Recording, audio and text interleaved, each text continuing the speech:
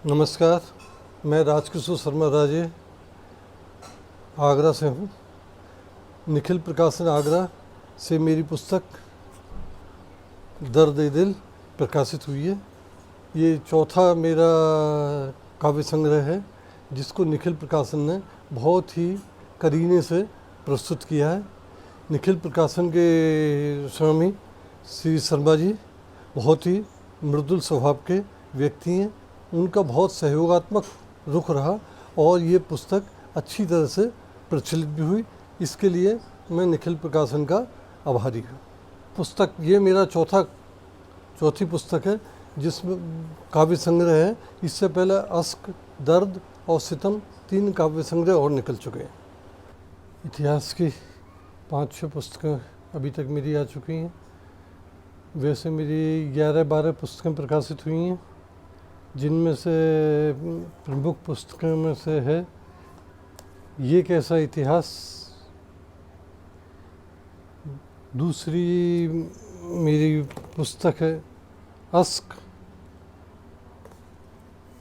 एक अन्य उपन्यास बुद्धिमान राजकुमार। आगरा के हर गली मोहल्ले का की तारीख बताने वाली पुस्तक तवारीख आगरा। और अकबर के जीवन की हकीकत को खोलने वाली पुस्तक तवारीख आगरा के अलावा हकीकत अकबर। इस पुस्तक में उन तथ्यों को सामने लाया गया है जो अभी तक प्रकाश में नहीं आए। हकीकत अकबर पुस्तक में ये पहली बार बताया गया है कि अकबर कितना निर्दयी था, कितना हिंदू विरोधी था। उसने क्या क्या अत्याचार किए। जैसे औरंगजेब ने जो कुछ किया वो तो हमारे सामने आ जाता है, लेकिन अकबर ने जो कुछ किया वो सब पर्दे के पीछे है। अकबर ने जैसे नगरकोट पे हमला किया था, नगरकोट के मंदिर में ज्वालामुखी देवी की प्रतिमा थी, उसको अकबर ने नष्ट किया। वहाँ पर गाय थी, उन्हें कटवा कर मूर्तियों के ऊपर उनका रक्त डलवाया। इस तरह के कार्य अकबर ने किए। अकबर ने जो है हमेशा हिंदू लड़कियों से शादी की, परंतु अपनी किसी राजकुमारी को, किसी शहजादी को किसी हिंदू से उससे विवाह नहीं होने दिया, ना किया। और लोग ये कहते हैं कि अकबर महान था, उसने हमेशा विजय पाई। अकबर बहुत से मौक़ों पर अपने जीवन में फेल हो गया। वो नगरकोट के किले को कभी नहीं जीत पाया। अकबर वीर सिंह बुंदेला को कभी नहीं पकड़ पाया। राणा प्रताप से अपनी अधीनता स्वीकार नहीं करवा पाया। तुरान पर चढ़ाई का कार्यक्रम उसने बनाया था, वो उसका फेल हो गया। उसकी तमाम ऐसी योजना है जिसमें फेल हो गई। उसकी एक ही विशेषता थी कि वो जिस आदमी से नाराज़ हो जाता था, पहले उसको जागीर बख्शता था, फिर उसे इनाम देता था, और उसके बाद आश्चर्यजनक ढंग से वो आदमी 2-3 महीने बाद मर जाता था। बड़ा रहस्य था। जैसे उदाहरण के लिए बैरम खां, मीर मोइनुद्दीन मिल्क, मोहम्मद यज़दी, मासूम खां फरमुंदी, इस्कंदर खां वगैरह को उसने इसी तरह से मरवाया। उसने अब्दुल नबी को यहाँ बुलवाया था मक्का से भारत, और यहाँ आने के कुछ दिन बाद उसको अबुल फजल के पास रहने भेज दिया। वहाँ उसका कत्ल हो गया। वजह किसी को नहीं बता पाई। ये अब्दुल नबी वही व्यक्ति था जिसके अकबर कभी जूते उठाकर उसके सामने रखा करता था, उसे अपना गुरु मानता था। इसी तरह से अकबर का बैरम खां किसी समय में संरक्षक था। बैरम खां का उससे अंत कर दिया, क्योंकि उसको सुल्ताना सलमा बेगम जो है उसकी पत्नी से विवाह करना था। अकबर ने बहुत निर्दयतापूर्ण कार्य किए, और ख़ास तौर पर वो हिंदुओं का लगातार विरोध करता रहा। उसने थानेश्वर की जिस समय वो यात्रा पर था, तो उसने देखा कि वहाँ 2 साधु थे, और वो नदी में स्नान करने के लिए पहले स्नान कौन करेगा, आपस में उनमें तनाव था। वो दोनों आपस में लड़ने लगे। अकबर के पास निर्णय के लिए आए। अकबर बोला लड़के तय कर लो। फिर जब वो लड़के तय करने के लिए बात आई, तो जो पक्ष कमज़ोर पड़ा उस तरफ से अकबर ने अपने सैनिक भेज दिए। उसका एक ही उद्देश्य था कि जिस तरह से ही मारा जाएगा, मारा तो हिंदू जाएगा, इसलिए उसने जो कार्यक्रम रखा। जबकि एक बादशाह का, एक राजा का ये कर्तव्य था कि वो उन दोनों को समझा बुझा कर उनमें शांति स्थापित कराता। और एक वहम ये है कि अकबर ने जजिया कर माफ़ कर दिया था हिंदुओं पे। इस बात की बड़ी चर्चा होती है। लेकिन अकबर ने जजिया कर माफ़ नहीं किया था। अगर उसने जजिया कर माफ़ कर दिया होता तो बूंदी से सन 1570 में उसकी संधि हुई थी, उसमें बूंदी के शासक ने एक शर्त रखी थी कि हमसे जजिया कर ना लिया जाए। इसी तरह से 1583 ईस्वी में विजय सूरी जो जैन संत थे, उन्होंने कहा था कि काठियावाड़ में जो है आप वहाँ के लोग हिंदुओं को जजिया कर से मुक्त कर दीजिए। अगर अकबर ने जजिया कर पहले से ही मुक्त कर दिया होता तो वो लोग ये अनुरोध क्यों करते, बूंदी का राजा ये शर्त क्यों रखता। इसका अर्थ ये कि केवल चर्चा में है कि उसने जजिया कर माफ़ कर दिया था, उसने जजिया कर वगैरह माफ़ नहीं किया था। उसके शासनकाल में इतने अकाल पड़े, सन 1557 में दिल्ली में इतना भयानक अकाल पड़ा था कि सैकड़ों आदमी जो है भूख से मर गए थे तरफ तरफ के। सन 74-75 में गुजरात में उसके शासनकाल में भयानक अकाल पड़ा। इतना भयानक था कि लोग लकड़ी और पेड़ की छाल उबाल उबाल के खा रहे थे। इसके बाद सन 1594 में उसके राज्य में अकाल पड़ा जो लगातार 4 साल चला, और इतना 4 साल चला कि लोगों ने अपने बच्चों को सड़कों पर लावारिस छोड़ दिया।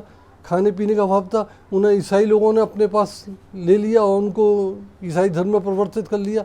क्या एक बादशाह का ये कर्तव्य नहीं था, वो उस समय अपनी जनता को कुछ राहत प्रदान करता, अपनी प्रजा को राहत देता। लेकिन अकबर ने जो है ऐसा कभी नहीं किया, वो हमेशा फेल रहा। अकबर का एक बहुत बड़ा जीवन का पहलू है जिसे लोग कम जानते हैं, वो बड़ा भारी सनकी था। उसने आगरा से 8 मील दूर ग्वालियर मार्ग पर एक नगरचंद नाम का शहर बनवाया, और उसको अपने सारे वजीरों को भी हुक्म दिया कि यहाँ पर अपनी अपनी बिल्डिंगें बनवाओ। सब ने अपने भवन बनवा लिए और वो स्थान बहुत सुंदर हो गया। वहाँ के जो रहने वाले मूल निवासी थे उनको वहाँ से भगा दिया गया। यहाँ तक तो सब ठीक था, लेकिन उसके 5-6 साल बाद ही अकबर ने कहा कि इस नगर को जड़ से ध्वस्त कर दिया जाए, और वो ध्वस्त कर दिया गया। गांव वालों को कष्ट हुआ, सरकारी पैसा खराब हुआ, और अकबर ने क्यों बनवाया था और क्यों नष्ट करा दिया ये आज तक समझ में नहीं आई। इसी तरह अकबर ने जो है 20 बच्चों को उनके माँ बाप से जो है अपने पास ले लिया, और अपने पास लेने के बाद उन्हें एक ऐसी जगह पर रख दिया जहाँ उनको कोई किसी तरह की बोली सुनाई ना दे, कोई उन्हें देख नहीं पाए। वो ये जानना चाहता था कि अगर बच्चों को किसी तरह की बोली सुनाई ना दे तो वो कौन सी भाषा बोलेंगे। और उसके बाद जब वो बच्चे 5 साल के हो गए, अकबर फिर उस जगह पर गया। उस जगह का नाम उसने रख दिया गुंग महल, वो फतेहपुर सीकरी के पास है। अकबर फिर वहाँ गया तो पता लगा वो बच्चे ना बोल पाते थे ना कुछ कर पाते थे, केवल इशारों में बात करते थे। इस तरह अपनी सनक में उसने 20 बच्चों की ज़िंदगी खराब कर दी बिल्कुल, और वो बच्चे किसी काम के नहीं रहे। अकबर ने शैतानपुरा नाम का एक आगरे में मोहल्ला बसाया, जिसमें जो है उसने केवल वेश्याओं को रहने की इजाज़त दी, और वहाँ पर उनकी देख रेख के लिए एक दरोगा भी अपॉइंट किया, और वहाँ एक रजिस्टर रखा गया जिसमें कि उनके आने जाने वालों के नाम पते दर्ज किए जाते थे। क्या एक शहंशाह के पास यही काम था कि वो उनकी देख रेख करे, उनके लिए दरोगा अपॉइंट करे, उनके लिए सारी व्यवस्था करे। एक बार अकबर ने और अपनी सनक दिखाई। वो उसके पास हेमू का हाथी लग गया था, हवाई नाम का। एक बार वो हवाई हाथी अपने ऊपर किसी को सवारी नहीं करने देता था। अकबर उसके ऊपर चढ़ गया नशे में और उसको घुमाता रहा, उसका जीवन खतरे में पड़ गया। लोग नीचे से प्रार्थना करते रहे कि सब नीचे उतरो नीचे उतरो, वो नहीं उतरा, और उस दिन बामुश्किल उसके जो है प्राण बचे। एक दिन अकबर ने सूरत में जो है अपने लोगों के साथ बैठा हुआ था, वहाँ उसने शराब का इतना सेवन कर लिया कि नशे में वहाँ बातचीत चल रही थी कि राजपूत बहुत वीर होते हैं, राजपूत बहुत योद्धा होते हैं, उन जैसा कोई योद्धा नहीं होता। एक तलवार को वो लोग दीवार में लगा देते हैं और दूसरा आदमी दौड़ता हुआ आता है और तलवार से टकराता है और तलवार उसके सीने के पार हो जाती है। अकबर बोला ये तो मैं भी कर सकता हूँ। उससे दीवार में तलवार लगा दी और उसकी तरफ जो है दौड़ने लगा, तो राजा मान सिंह ने उसको रोका और पकड़ के ज़मीन पर गिरा दिया। अकबर ने फिर क्रोधित होकर मान सिंह को जो मारना शुरू किया।